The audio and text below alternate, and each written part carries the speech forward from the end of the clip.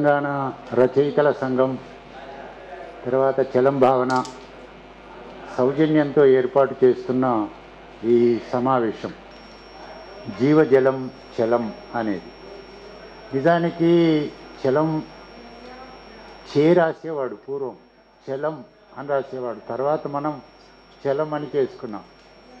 గుడిపాటి కొమ్మూరి వంశం వారికి గుడిపాటి వంశం వారికి పిల్లలు లేకపోవటం వలన కొమ్మూరి వంశం వారి నుంచి గుడిపాటి వంశంలోని వాళ్ళ అమ్మగారు గుడిపాటి వంశం వారు కావటం వలన ఆ ఇంటి పేరుని తాతగారు విలితం తీసుకోవటం వలన గుడిపాటి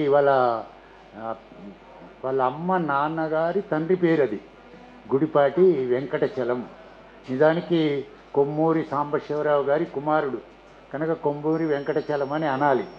కనుక ఆయన పేరు చలం కొమ్మూరి గుడిపాటి అన్నీ తీసేసి మేము జీవజలం చలం అని మాత్రమే మేము పెట్టుకున్నాం. దీనికి కారణం సమాజానికి ప్రాణప్రదమైనది శరీరం జీవించటానికి ఎంత నీరు అవసరమో అలాగే జీవన విధానానికి సాహిత్యం కూడా మేము అంతే అనుకుంటాం.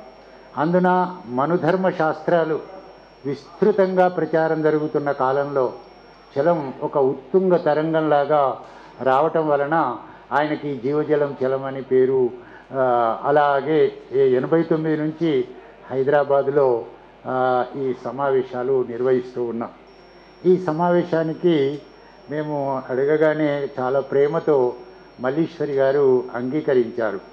అది అంగీకరించినందుకు నేను చాలా ఆనందపడుతున్నాను. వారు నీ వేదిక మీదికి రావాల్సిందిగా అర్థిస్తున్నాను. కేఎన్ మల్లీశ్వరి, ఆమె కాత్యాయని విద్మహే మిగతా వారితో కలిపి ఒక గొప్ప సంస్థను ప్రజా వేదిక నడుపుతూ ఉన్నారు, స్త్రీలకు సంబంధించింది. అలాగే ఆమె గొప్ప కథా రచయిత్రి, నవలా రచయిత్రి కనుక ఆమె ఎంత లేదైనా 10 పుస్తకాల వరకు వచ్చినాయి. ఆమె మీద ఒక 2 ఎంఫిల్లు కూడా వచ్చినాయి. ఓ పిహెచ్డి జరుగుతూ ఉంది. ఒక సుప్రసిద్ధమైన తెలుగు సాహిత్యంలో ఇప్పుడు ఉన్న రచయిత్రులలో కొద్దిగా స్త్రీ స్వేచ్ఛవాదం రెండింటితో పెనవేసుకున్న మనిషి మన మల్లీశ్వరి గారు. మల్లీశ్వరి అనగానే మీ అందరికీ బాగా గుర్తుండేది భానుమతి.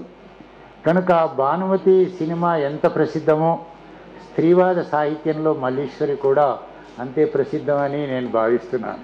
కనుక మల్లీశ్వరి గారు రావడం, అందున చలం స్త్రీ పుస్తకం మీద ప్రసంగించడానికి అంగీకరించటం. నిజానికి మేము చలం గారు ఒక 10 నవలలు రాశారు, కానీ 8 నవలలే చాలా ప్రాశస్త్యంగా చెప్తారు, 2 నవలను చెప్పరు. అలాగే చాలామంది చలం 95 కథలే రాశాడు, 97 రాశాడు అంటారు. 105 కథల వరకు ఆయన రాశాడు. అలాగే ఆయన వ్యాస సంకలనాల్లో ఇవి 2 వ్యాసాలకు సంబంధించినవి, స్త్రీ పుస్తకం కానీ ఈ ప్రేమలేఖలు కానీ. ఇవి 2 కాదు, గత సంవత్సరం మేము మ్యూజియంస్ మీద పెట్టినాము, అది కూడా వ్యాస సంకలనమే. బిడ్డల శిక్షణ ఇలాంటివి ఒక 7 గ్రంథాలు రాశాడు. ఆయన ఉన్న కాలంలోనే ఒక 5 లేఖా గ్రంథాలు వచ్చినాయి. మేము చలం జయంతి సందర్భంగా 10 సంపుటాలు చలం గారి లేఖలే 10 సంపుటాలుగా మేము అచ్చు వేశాం. అలాగే దాదాపు విశ్వవిద్యాలయాల్లో ఒక 7 పిహెచ్డీలు ప్రామాణికమై చేశారు. ఇప్పటికీ జరిగిన ప్రామాణికంగా గ్రంథాల్లో పిహెచ్డీలు చేశారు. ఈ పిహెచ్డీలు ఇవి కాకుండా బయట సాహిత్యంలో చాలా కృషి చేసిన వాళ్ళల్లో మనం చెప్పుకోదగ్గ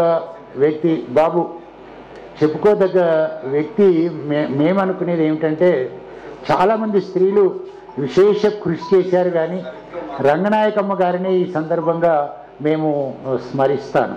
ఎందుకంటే రంగనాయకమ్మ ఆయన మీద చాలా 3-4 అథెంటిక్ పుస్తకాలు, ప్రామాణిక గ్రంథాలే ఆమె వ్రాసింది. అంతేందుకు, ఒక ఉదాహరణగా ఇప్పుడు జరుగుతున్న పుస్తక చర్చ స్త్రీ పుస్తకం మీద ఈ చిరంజీవి గారు మీ అందరికీ బాగా ప్రసిద్ధులు. చిరంజీవి గారిని డాక్టర్ సి నారాయణ రెడ్డి గారు ఇంటర్వ్యూ చేశారు ఈనాడు పత్రికలో. ఇంటర్వ్యూ చేసినప్పుడు బెర్ట్రాండ్ రస్సెల్ అనువాదము మక్కీకి మక్కీ రచయిత అని కూడా అన్నాడు చిరంజీవి. దాన్ని ఆధారం చేసుకొని మ్యారేజ్ అండ్ మారల్స్ అనే గ్రంథం నేను తీసుకొచ్చాను.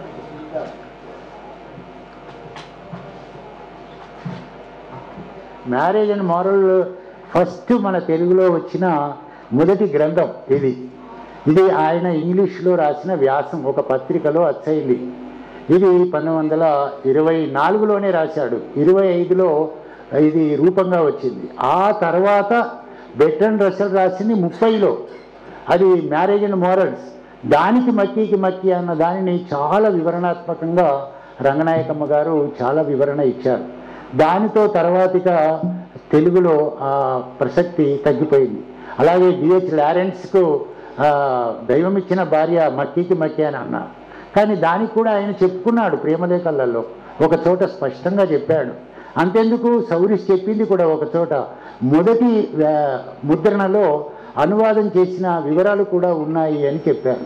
మన తెలుగు సాహిత్యం ఇలా ఎవరైనా కష్టపడుతున్నారంటే రాళ్ళేయడము అనేది మనకు సమాజ హితం కోసం పనిచేసే వాళ్ళు ఎవరైతే ఉంటారో, ప్రజల పక్షాన నిలబడే వాళ్ళు ఎవరైతే ఉంటారో వాళ్ళ మీద రాళ్ళు పడుతూ ఉంటాయనటానికి ఇది సాక్ష్యం. కనుక 1000 ఏళ్ళ సందర్భంలో మనువు ఇప్పటికీ కొనసాగుతూ ఉన్నాడు. మనువును అడ్డుకున్న మొదటి పుస్తకం ఏదైనా ఉంది అంటే స్త్రీయే. నిజానికి ఆయన మొత్తం రచనలలో స్త్రీయే కీలకమైనది. పెళ్ళి అనేది ఈశ్వర నిర్మితం అనుకున్నారు ఒకప్పుడు, తర్వాత సంఘ నిర్మితం అనుకున్నారు, కుటుంబ నిర్మితం అనుకున్నారు. ఆయన అంగీకరించలేదు. వ్యక్తి నిర్మితమే చాలా కీలకమైన అంశంగా ఆయన భావించాడు. కాబట్టి ప్రతిదీ అందులో మోహన్ నుంచి 25 చాప్టర్లనే వారు వివరణగా మాట్లాడతారు.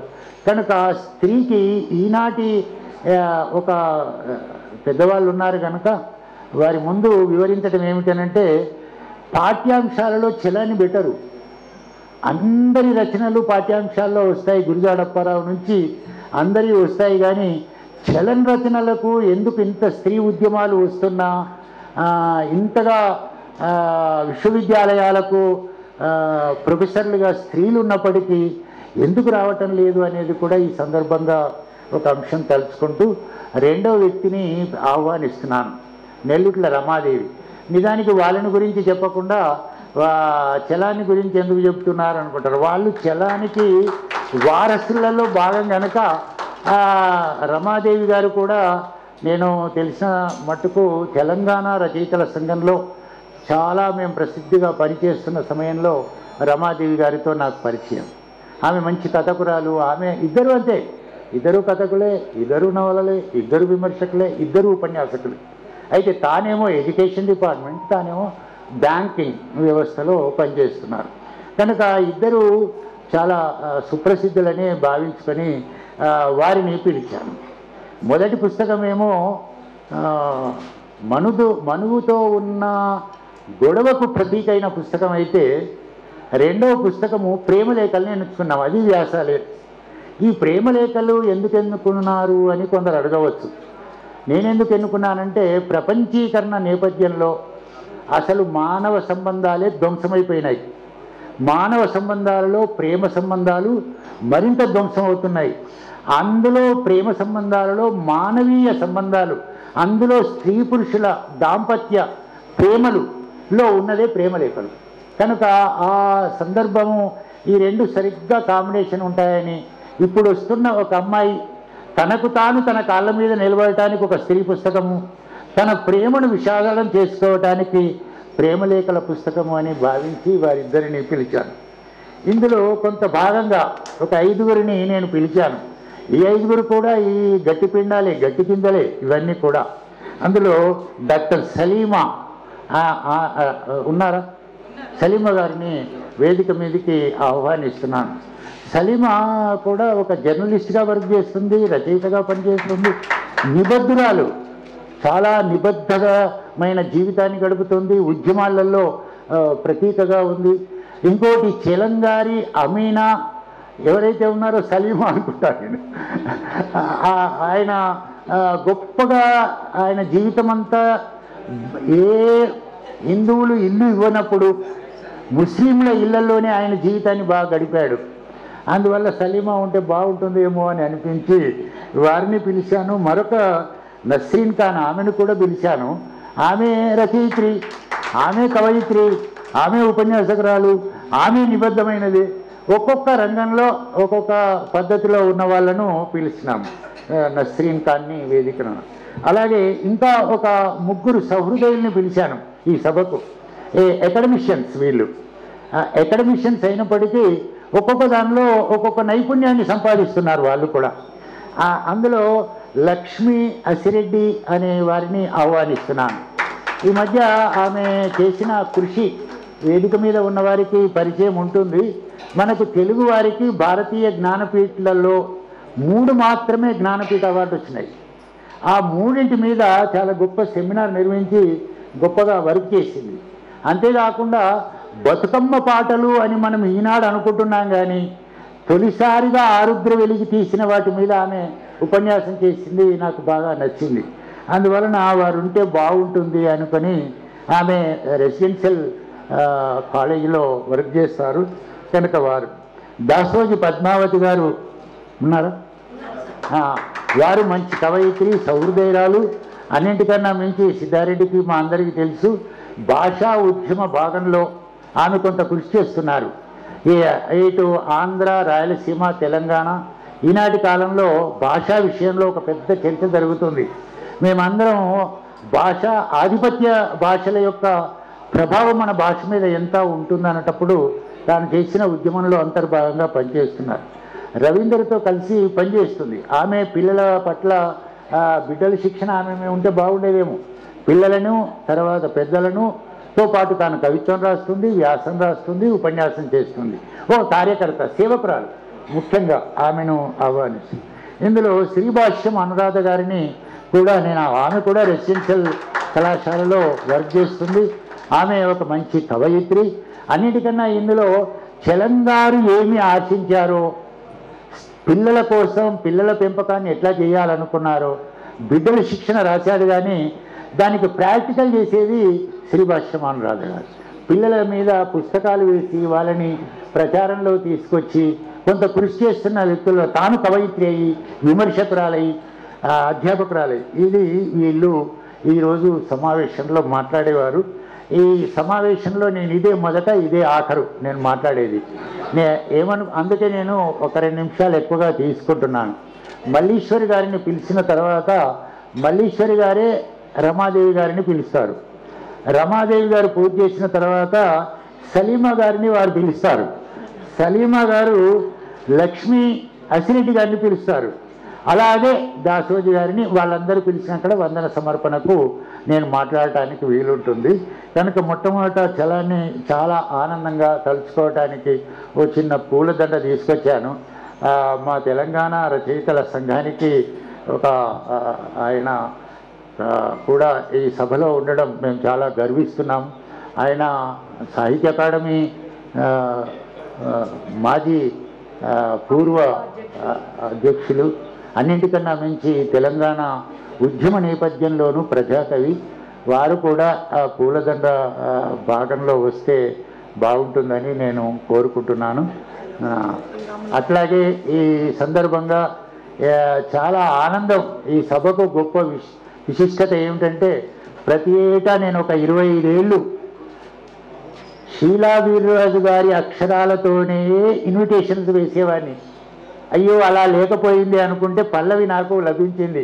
షీలా వీర్రాజు గారి అక్షరాలతోనే వేద్దామని పల్లవిని అడిగిన తర్వాత పల్లవి వెంటనే చేస్తాను అంది. చాలా సంతోషించాను. పల్లవి కూడా పై వస్తే బాగుంటుందని భావిస్తున్నాను. తేదీ నాడు జన్మించిందని గొర్రెపాటి సుబ్బయ్య దానిలో ఉంది. చాలా వాటిలలో 4 అనింది, రాత్రి అయిందని, బుద్ధ జయంతి నాడు అని చాలా చర్చలు ఉన్నాయి. దీన్ని 5వ తేదీగానే పరిగణిస్తూ వస్తున్నారు. కనుక ఇక తర్వాత ఏమిటనంటే, ఈ 18వ తేదీ మేము నిర్వహిస్తున్నాం, కానీ పూర్వము 19వ తేదీ నిర్వహించేవారం. అది ఏమిటనంటే, విశ్వం గారు నాకు మంచి స్నేహితుడు, చలం గారి బంధువు, వజీర్ రెహమాన్ తో కలిసి పనిచేసినాక అప్పుడు మేము పంచాంగాలన్నీ తీయించి చాలా కృషి చేసిన తర్వాత 19వ తేదీ అని మాకు నిర్ధారణ అయింది. ఆ నిర్ధారణ అయిన తర్వాత గొర్రెపాటి వెంకట సుబ్బయ్య రాసింది 18వ తేదీ. ఇక అన్ని పత్రికలలో ఇప్పటికి 18 అని నిర్ధారణగా ఉంది. కానీ ఆయన 19. ఆ 19నే కొన్నిసార్లు నిర్వహించినాము. హాల్ దొరకకపోవటం వలన 18, 19 ఇట్లా చేస్తూ వచ్చినాము. ఇక ప్రజల్ని కన్ఫ్యూజ్ ఎందుకు చేయడము అని కూడా అనుకొని చేస్తూ ఉన్నాం. ఇక ఇందులో ఆయనకు మొదటి బాబు రవి వెళ్ళిపోయాడు. ఈ రవి ఎవరు అని అంటే తెలంగాణలో కరీంనగర్ జిల్లాలో రంగనాయకమ్మ పనిచేసేది. అప్పుడు చిన్న బాబు ఇక్కడనే చనిపోయాడు. ఆయన మొదటి సంతానం. ఇక సౌరీస్ మీ అందరికీ తెలుసు. ఈ మధ్యనే సిద్ధారెడ్డి గారు సౌరీస్ కథను అందరూ కొద్దిగా చదివి ఉంటారు ఈ సందర్భంగా. ఇంకోటి మేము ముఖ్యంగా మర్చిపోతాను, పత్రికలు చాలా సహాయపడ్డాయి. ఒంటరిగా ఉన్నవారికి ఎవరు తోడుండరు అనుకుంటాం, కానీ అన్ని పత్రికలు కొద్దిగా మేము మామూలుగా పోస్ట్లో పంపించినందుకు అన్ని పత్రికలు వేసినాయి. సభాముఖంగా ముఖ్యంగా పత్రికలన్నిటికీ నేను థ్యాంక్స్ చెప్తున్నాను. చాలా ఈ రోజుల్లో వార్తలు రావడానికి ఎంత కష్టం ఉందో మనందరికీ తెలిసినది, కానీ పత్రికలు చాలా హెల్ప్ చేసినాయి. వాటికి ప్రత్యేకంగా సౌరీస్ మీ అందరికీ తెలుసు. నేను సౌరీస్ని కలిసినాను చాలాసార్లు. తర్వాత ఆ ఫొటోస్ అన్ని తెచ్చిన మేము వేసిన పుస్తకాలలోని ఈనాడులో స్పెషల్ సంచి తెచ్చిన అవన్నీ నావే. అన్నీ తీసుకుపోయి కనీసం పేరు కూడా వేయలేదు. అదే పత్రికలు అదే పత్రికలు వాడుకుంటారు. ఇంటికి మాత్రం కారులో వచ్చి తీసుకుపోతారు. కారులో మనని వాళ్ళ ఆఫీస్ దాకా తీసుకెళ్ళి ఫోటోలన్నీ తీసుకున్న తర్వాత ఇక మళ్ళీ కారు రాదు, మనం బస్సులోనే వెళ్ళాలి. అది మనందరికీ తెలిసిన విషయాలే. కాబట్టి ఇలా సౌరీస్ గురించి జయప్రియ గారు నేను వెళ్ళిన మొదటగా చాలా అద్భుతమైన ఆమె అన్ని ఫోటోలు ఇస్తే ఓ కెమెరామెన్ని పట్టుకపోయినాను. చాలా ఫోటోలు 2 రోజులు ఉండే తీస్తాను. అలాగే ఆయన రెండవ కూతురు నిర్మల, ఆమె పేరు చాలామందికి తెలియదు. ఆమె అవుట్ ఆఫ్ కవరేజ్ ఏరియా అంటాం చూడండి, ఆమె మరో ప్రపంచంలో జీవిస్తుంది. ఒకసారి అడిగినాను ఆమెను హైదరాబాద్కి వచ్చినప్పుడు, అవును మా నాన్నగారు రచయిత అంటారండి అని అన్నది. చాలా ఆశ్చర్యం వేస్తుంది. ఈ వసంత్ మీ అందరికీ తెలిసిన రెండవ కుమారుడు. ఆయనకు 3 బిడ్డలు, 2 పిల్లలు. చాలామందికి తెలియదు కనుక కొంత సమాచారం, ఇంత మహానుభావుడైన రచయిత సమాచారం కూడా తెలియదు కదా అని. ఈ వసంత్ ఏమిటంటే కొంతకాలం ఉండి ఇంట్లో నుంచి వెళ్ళిపోయాడు. వెళ్ళిపోయిన తర్వాత ఇక ఎక్కడ వెళ్ళాడు ఇప్పటి వరకు ఎవ్వరికీ తెలియదు. వెళ్ళిపోయాడు అంతే వసంత్. తర్వాత చిట్టి రంగనాయకమ్మని టీ అంటారు. ఆయన అన్ని గ్రంథాలలో ఇప్పుడు ప్రేమలేఖల్లో టీ అంటారు. టీ అనుకునేరు, ఛాయ్ ఏమని. ఇప్పటి కాలంలో కొత్త జనరేషన్కు టీ అంటే ఏందో తెలియదు. ఆయన ముద్దుగా పెట్టుకున్న పేర్లు వొయ్యి అని అంటాడు. రంగనాయకమ్మ వదిన గారు అవుతారు. చిట్టి రంగనాయకమ్మకు సోదరి, ఆమెను వొయ్యి అంటారు. కానీ వొయ్యి చేసిన పని ఎంతనో తెలుసా? ఆయన బ్రతకలేని పరిస్థితిలో ఆయనని కాపాడింది వొయ్యే. చిట్ట చివరకు రమణాశ్రమం మనమందరం అనుకుంటాం, తిండికి దిక్కులేని స్థితిలోనే రమణాశ్రమం భార్య ద్వారా వెళ్ళాల్సిన ఒక పరిస్థితి. కనుక టీని రంగనాయకమ్మ అంటారు. ఈమె చాలా తెలివిగలది. ఆమె మెంబర్గా కూడా ఉంది, మున్సిపల్ ఎలక్షన్లో ఉంది. తర్వాత కొంత నాయకత్వ స్వభావం ఉంది. ఆమె ఇక్కడికి వెళ్ళిన తర్వాత తన భర్త రాకపోతే చాలా చింతాదీక్షితులు మిగతా చాలా ప్రయత్నం చేసి మొత్తం మీద తీసుకెళ్ళింది. అక్కడికి వెళ్ళిన తర్వాత ఆమె పేరు మార్చుకున్నది ఏమిటంటే మాలతీబాయి. ఆమెను రంగనాయకమ్మ అన్నారు. అక్కడ రమణాశ్రమంలో వెళ్తే మాలతీబాయి అంటాడు, లేకపోతే రంగా మాలతి అంటారు ఆమెను. ఆమె తర్వాత ఈ చెంపక పకపకనే చెంపకనే పకపక నాకు తెలుసు బాగా కొద్దిగా. నేను ఇక్కడికి వచ్చినప్పుడు 2 సార్లు చూశాను. బజీర్ రెహమాన్ గారి భార్య, ఆమె కూడా పెద్దగా ఏం తెలియదు, ఆమె కూడా మామూలు. ఈ చలంగారి కుటుంబము ఇప్పటి కాలంలో తండ్రుల వర్ధంతులు, తల్లుల జయంతులు, వర్ధంతులు, లేదా వాళ్ళ కుటుంబంలో సాహిత్యకారులు అయితే చేసేవాళ్ళు ఉంటారు, కానీ చలానికి ఎవ్వరూ కూడా చేసేవాళ్ళు ఉండరు. మరొకటి ఏమిటనంటే ఇటు విప్లవోద్యమాలకు చలమిష్టమే, అభ్యుదయ ఉద్యమాలకు చలమిష్టమే, నిబద్ధకు కమ్యూనిస్టులకు చలమిష్టమే. కానీ చలం మీద గురుజాడను పట్టించుకున్నంతగా, శ్రీశ్రీని పట్టించుకున్నంతగా చలాన్ని కొద్దిగా తక్కువగానే పట్టించుకుంటారు. అయితే ఆయన వాళ్ళలో ఒదిగని స్థితి ఉన్నవి ఏమిటో రంగనాయకమ్మ చాలా స్పష్టంగా చెప్పింది. కనుక రంగనాయకమ్మ చదివితే పాజిటివ్ థింకింగ్లో సమాజానికి పనికి వచ్చేటివన్నీ మనం తీసుకొని మిగతావి వదిలిపెట్టేయాలి అని ఒక వ్యాసం రాసింది. కాబట్టి ఇలాంటి వాటిలలో వెంకట సుబ్బమ్మ సాంబశివరావు గారి పుత్రుడు మన చలం గారు, ఇక అది ఒక పెద్ద కథ ఆయనది, అదంతా నేనేం చెప్పదలుచుకోలేదు. ఇక ఈ స్త్రీ పుస్తకానికి వచ్చినప్పుడు ప్రధానంగా పుస్తకంలో చర్చనీయాంశం ఏమిటనంటే స్వాతంత్ర్యం. ఏం స్వాతంత్ర్యం కోరుకుంటున్నాడు? ఆర్థిక స్వాతంత్ర్యం. స్త్రీకి మొదట ఆర్థిక స్వాతంత్ర్యం వస్తేనే ప్రధానమైన అంశం విద్య నేర్చుకోవటం వలన జ్ఞానవంతురాలు అవుతుంది. ఈ రెండు వచ్చిన తర్వాత వచ్చే స్త్రీకి ఉన్న సమస్య ఏమిటి అనంటే ఆధిపత్యాలను ప్రశ్నించటం. ఈ ఆధిపత్యాలను ప్రశ్నించేటప్పుడు విద్య నేర్చుకున్న తర్వాతనే తన కాళ్ళ మీద తాను నిలబడ్డప్పుడే పోరాడగలదు. పోరాడేటప్పుడు స్త్రీకి వచ్చే సమస్యలను 100 ఏళ్ల క్రితం చెప్పాడని గుర్తు చేస్తున్నాం. ఇక్కడ చాలా ఇంపార్టెంట్. భయం. స్త్రీకి సమాజంలో సంఘ భయము, తర్వాత కుటుంబ భయము, విపరీతంగా పురుషుడి కన్నా ఎక్కువగా ఉన్న భయాలను ఆయన చాలా చెప్పాడు. ఇక స్త్రీ పురుషుల ప్రేమ అనే దగ్గరికి వచ్చినప్పుడు చాలా అద్భుతంగా ఈ 2 గ్రంథాలలో చర్చించిన అంశం ఏమిటంటే ప్రేమ మైదానం చదివినా మారుతూ ఉంటుంది, శశిరేఖ చదివినా మారుతూ ఉంటుంది, దైవం ఇచ్చిన పరి చదివినా మారుతుంది. ప్రేమ మారుతుంది. మనలాంటి వాళ్ళకు తిక్కలేస్తుంది. ఏమిటా తిక్క? ప్రేమ ఎట్లా మారుతుంది? పెళ్లి చేసుకున్న తర్వాత సచ్చిందా కలిసి ఉంటాం కదా, ప్రేమ ఎట్లా మారుతుంది? చలమేమంటాడనంటే స్వేచ్ఛ ఇద్దరికి ఉన్నప్పుడు ప్రేమ, ఇద్దరు సమానమైన సమాజం ఉన్నప్పుడే ప్రేమ ఇద్దరిలో ఉంటుంది, లేకపోతే వ్యామోహాలకు లోనవుతుంది. ఒక పెద్ద ఎడ్యుకేషనల్ పుస్తకం ఈ టెక్స్ట్ స్త్రీ అనే పుస్తకం. రెండవది ప్రేమలేఖలు 2 భాగాలు. మొదటి భాగం 22లో వచ్చింది, రెండవ భాగం 41లో వచ్చింది. ఈ ప్రేమలేఖలు ఈనాటి విద్యార్థులు చదివితే చాలా బాగుంటుంది. నేను చివరగా ఇందులో ఉన్న ఏమైనా 4 విషయాలు చెప్పేటి ఉంటే మాట్లాడతాను. Thank you very much. వెంటనే మల్లీశ్వరి గారిని మాట్లాడాల్సిందిగా కోరుకుంటున్నాను.